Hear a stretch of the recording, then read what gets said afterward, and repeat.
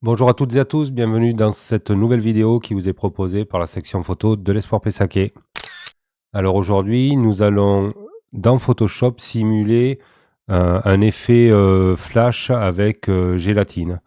Vous connaissez cet effet où on a un éclairage différencié de deux couleurs différentes à droite et à gauche. Alors sans plus tarder, on va se retrouver dans Photoshop avec notre image ouverte. Alors nous voici dans Photoshop avec notre image. La première chose que l'on doit faire, c'est sélectionner le sujet. Alors vous allez dans Sélection, Sujet. Là, on voit qu'il manque quelques cheveux, donc on va prendre la brosse de sélection. On s'assure qu'on est sur le plus pour rajouter et on vient passer délicatement sur le bord de notre sélection pour augmenter la taille de la sélection là où il manque des éléments, un petit peu de bout de cheveux, voilà, hop. Et une fois qu'on a notre sélection, on va tirer le calque pour le dupliquer en allant sur le petit plus.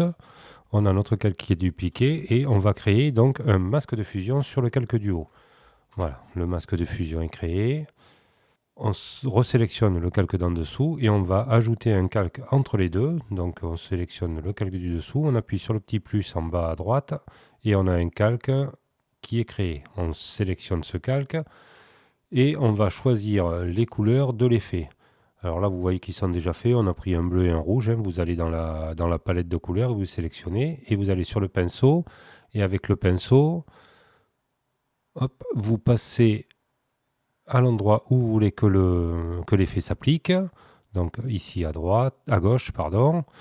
Ensuite, on prend l'autre couleur, le bleu, ici dans notre exemple, et on va le passer sur le côté droit.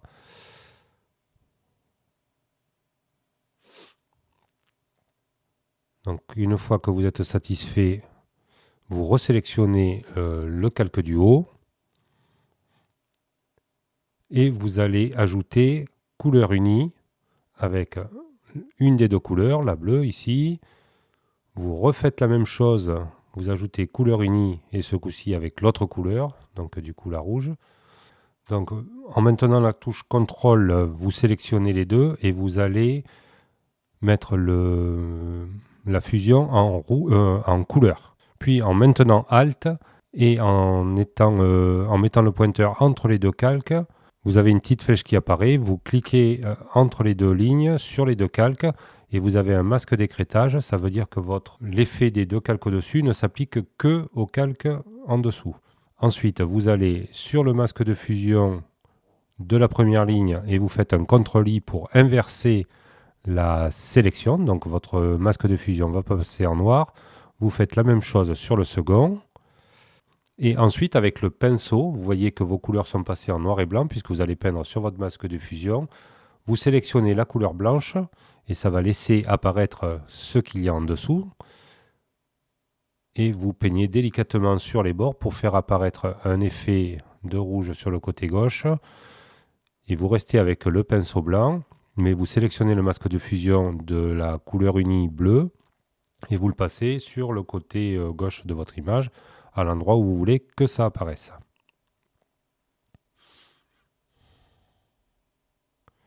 Voilà, donc là c'est fait. Ensuite, vous pouvez régler bien entendu avec l'opacité la quantité d'effets, pas obligé d'être toujours à 100% bien sûr.